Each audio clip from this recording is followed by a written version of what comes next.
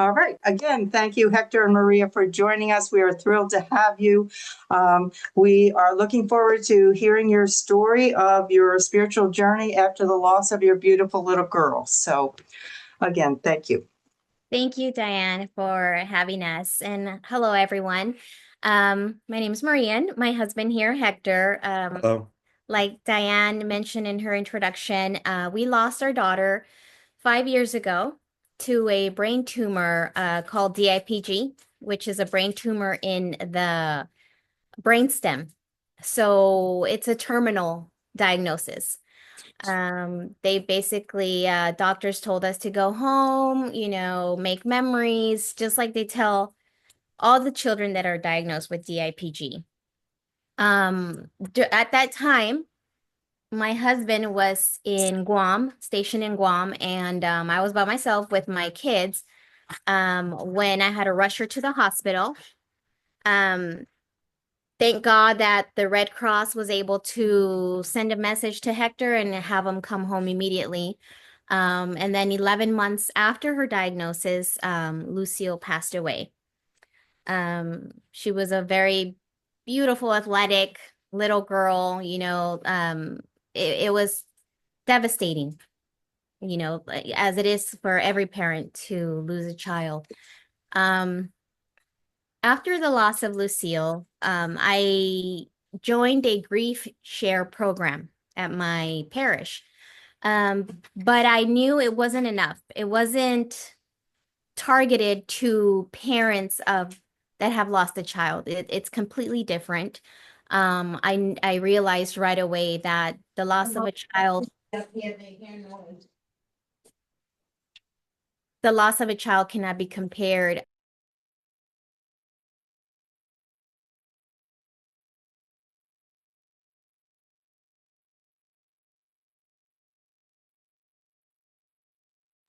That's okay. You muted us too. So I was saying, the grief share at our parish is very great, but it's not targeted to parents that have lost a child. So, Or a son or daughter. yes, and a daughter. We saw in the bulletin, our church bulletin, that Diane and her husband were going to be coming to Seal Beach. I believe it was St. Mary's. I don't remember, Diane, the name of the church. It was exactly 5 years ago. Right away we joined the retreat, and that changed our life completely. I remember listening to the priest there, and these words always stuck to me. And he said, it is a promise that you will see your child again. So that it brought so much peace to me hearing those words from him, that, Hector and I right away, we knew that we wanted to be a part of this retreat. So we joined 2 or 3 more with the Orange County Diocese, and we've been volunteering as parent witnesses. So we've been sharing our journey with other parents, and recently we accepted to do Spanish retreats. So Diane asked us if we are able to do it. And of course, we said yes, because this is what we've been praying for. And we want to be there for other parents and help them, as this retreat has helped us and supported us through our grieving process. Is there anything you would like to say? No, just we want to ask you guys for your prayers as we move forward. Yeah, thank you so much for listening to our story. Please pray for us. Well, thank you, Hector and Maria. Could you tell us a little bit more about your story in terms of what was Lucille like before her diagnosis, and then the diagnosis, and what the two of you went through? I'm sure that it was, a very difficult journey, as it was for each of us. So could you tell us a little bit more about that? Yes. So Okay. So, before her So diagnosis. so before her diagnosis, Lucille was athletic, involved in a lot of sports, um, taekwondo, Softball, softball. Softball was her passion. Um, flag football. flag football. So very athletic, very involved in sports. Um, she was very curious um about God and the church. And at that time, we weren't very involved in the faith. And her questions actually pushed my wife to start getting more involved into the faith, and we were able to get both of our kids their sacraments. But yeah, Lucy was very um fun. She was athletic, loved animals, loved music. She had an old soul. She loved oldies, anything 50s. She loved Etta doing James, Johnny Cash. She loved all the old music. that. And to go a little bit, you wanted to know a little bit about her story as she. Her Yes. di What does she look like? What did she like? As you're describing her, we're getting a picture of her in our minds. Yeah, she was very, very tough. Um, had a huge heart. Um, Did she have black hair? yeah, Very black black hair from early. the black two of you, yes. black curly hair. Um, and like Hector mentioned, oh, Maybe you here's a can. picture. Okay. Oh, beautiful. Hmm. Beautiful. Yes. As Hector mentioned, she had questions about God and the faith, and some of the questions I couldn't answer. So in a way, I felt like the Holy Spirit came to me through my children and brought me back to the church. I joined it's not called I forgot they changed the It name. was, it was RCIA, Yeah, RCIA, but it's called name different now. OCIA. So, because I never did my confirmation, so I said, you know what, we're all going back. So the children, I had them in weekend classes for their first communion, and my son for his confirmation, and I was also preparing myself, and I feel now that I think back, that I look back, I know that God was preparing me.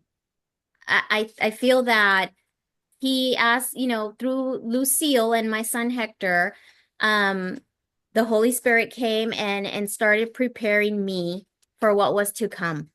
And thank God for that, because I don't think I would be here today if my faith wasn't as strong as it is now, um, with the loss of our daughter. Mhm. And as we were talking, how active she was, and this tumor is very rare. It's one of the rarest brain tumors that's out there. So I'll explain a little bit. Your basic tumor, you could is a mass. The way this tumor works is kind of like gel. So when it grows, it kind of grows like a virus. And um, it acts very fast when it's activated, and when it's aggressive. And sometimes it acts very slow. But once it comes, it's over. Like it's the kids just start decaying real quick. Decline. Not declining, sorry, declining real quick. I'm sorry. So um, our Lucy was in the month that she got sick, she was very active, and my wife noticed that she was a little wobbly, um, and that She started complaining of double vision Mhm. and was losing her balance. So, I took her in.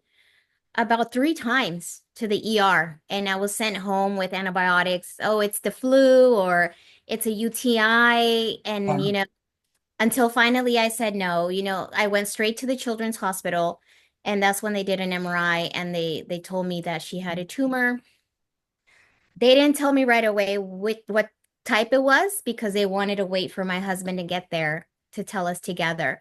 So once he arrived from Guam, we received the news that it was a terminal tumor, and in a matter of 3 days, 3 days after her admission to the hospital, she was not able to walk, Wow. speak. Yeah, she wasn't able to speak, or swallow. So right away, an NG tube was introduced. Lots of therapy. I honestly believe that they thought that she was going to pass at the hospital that time because it was so aggressive. It hit her so fast. Um, but with everyone's prayers, we were able to be home for 11 months, even though she was bedbound. And we were feeding her through an NG tube. She was able to communicate with us with uh, what was it, like an alphabetical, It's just a little tablet. alphabet print. Yeah, and she was able to point and spell out what she wanted, because she was immobile on her right side, so she was able to use her left arm and point. She couldn't So talk. she couldn't talk, or walk. Oh, So she was full assist, and 11 months, that's how she was. So how I was saying the tumor, what it does is it affects everything in your system. That's In your why brain. in your brainstem. So you can't go in there. You can't do any surgery or anything like that because you can possibly kill the You can damage. or permanently damage the patient. So um the only thing they can do is radiation, and what radiation does is slows it down and it shrinks it, and then it gives the kids a little more time. So is for parents is valuable time. Um Unfortunately for us, the tumor hit Lucy so hard that those 11 months that she had here was, she suffered a lot because I wouldn't say suffer, but she didn't understand what was happening because she couldn't move. She couldn't talk. She couldn't, but her brain was intact. She knew exactly what was going on. Except the part that we kept from her, that the tumor was terminal until it was close to her going to heaven. Yeah, so Lucy knew that she had a brain tumor. She just didn't know that it was a terminal diagnosis, um, until probably a week before she passed, that the doctors told us, this is it, her oxygen levels are low, it's time. And we talked about it, and we decided that we were going to tell her what was happening. She was pretty shocked. She was, her eyes opened up wide, and it looked like she was going to cry. She did cry a little, but she understood. After that, we feel that she had a peace within her, and she was ready. Yeah. We talked it over. We told her, you're gonna go to heaven, and we're gonna be connected through God. So she never brought it up after that. For the last 5 days, she didn't bring it back up. She understood exactly what was happening, and she was at peace with it. She was even asking for ice cream, and just she was fine. She was at peace. Yeah, she was at peace. And about 3 to 4 days later, she went into like a full coma, and that lasted about 2 days, and then she passed. But during her 11 months with us, we were at Mass every Sunday, even though it was during COVID. Our church thankfully had Mass outside in the grass area, so we were able to take her in with her wheelchair.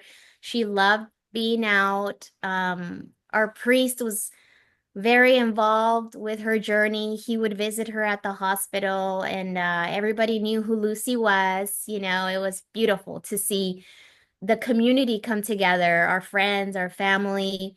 We had a lot of friends and family tell us that they didn't believe in God, but after hearing Lucy's story, some people returned to the church.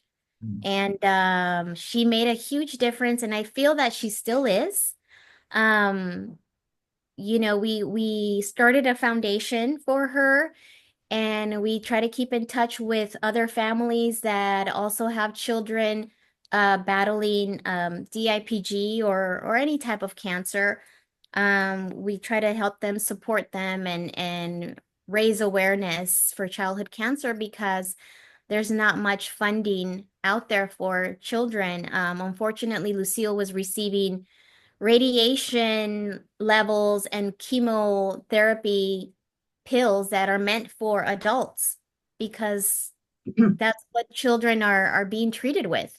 Um, Mhm. so we try to raise awareness, and it brings us a lot of joy to hear friends and family say, I am starting to pray. I'm returning to the faith. And I feel that that was Lucy's mission and it's still continuing and we want to follow and finish, her mission here on earth.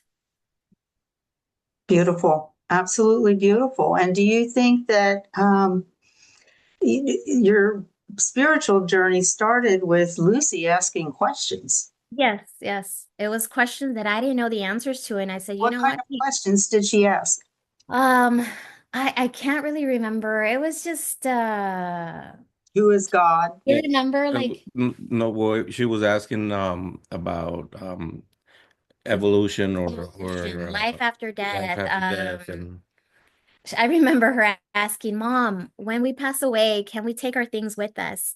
And, and I said, No, Lucy. And she's like, Oh, okay. And I remember her after a game telling me, I can't wait to go to heaven. And I said, Lucy, that's beautiful, but not yet, not yet, and she was, perfectly fine at that time. And she's like, I can't wait to go to heaven. And oh my gosh, I wanted to cry. I said, No, Lucy, not yet. And we all want to get there eventually, but you're still little and it's like I now I look back and I'm like, oh my gosh, I think God was just preparing me through Lucy to go through this. It was just such an innocent soul, kids just she never complained, and that brought us so much strength too.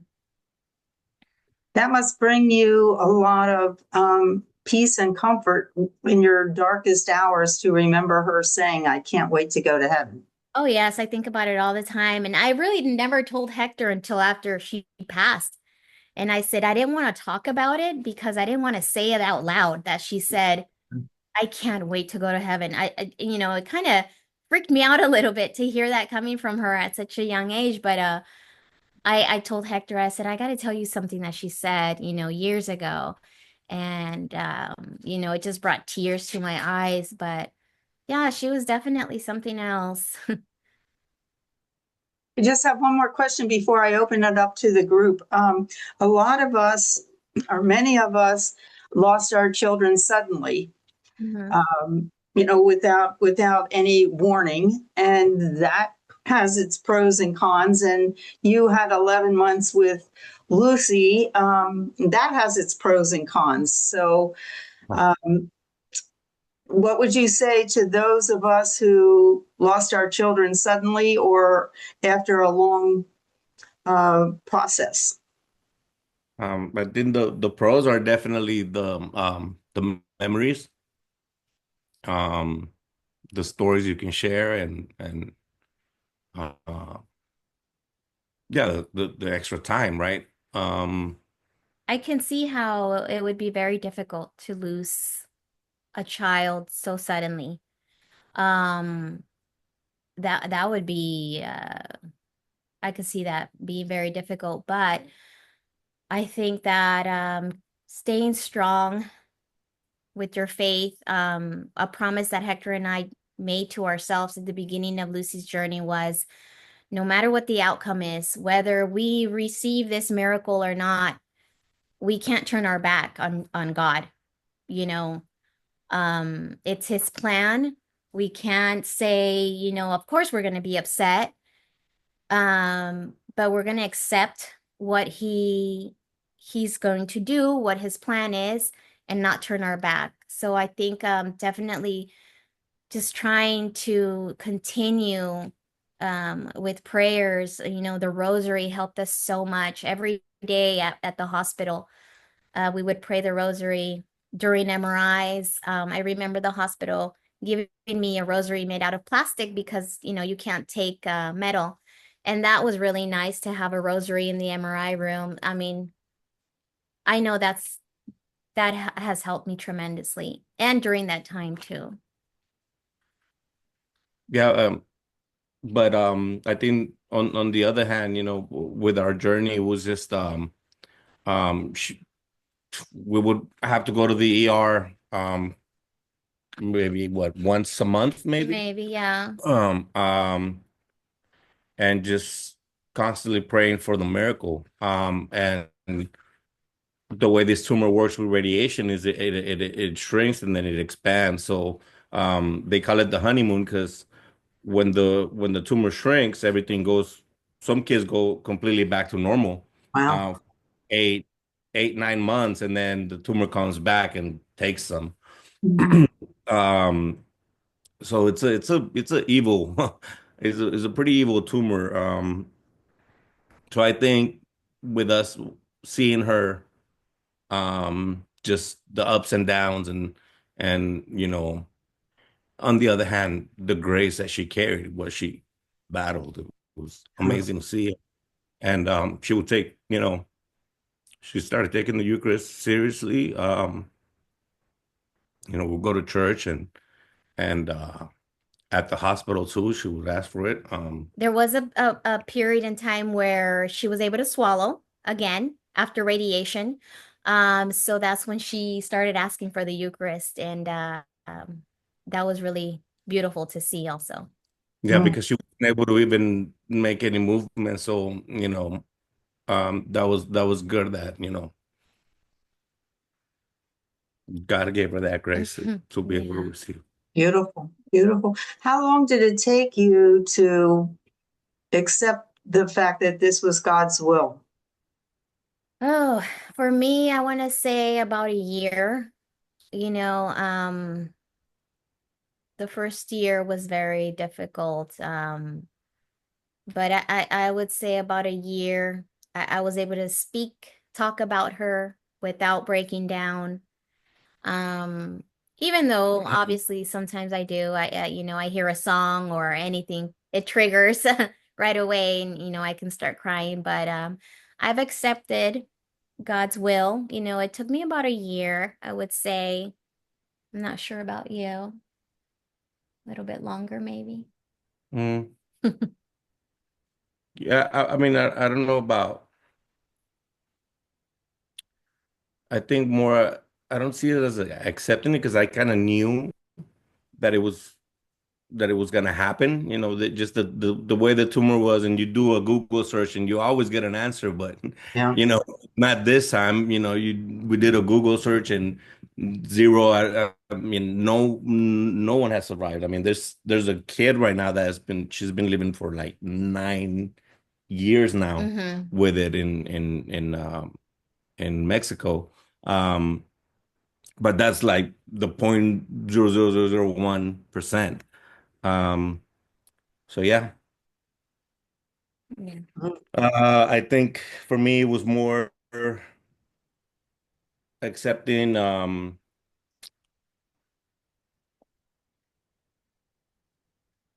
don't know. For some reason I felt guilty at one point, um, for not being able to do anything. for not being able to protect her. Yeah. So, but I understand it now.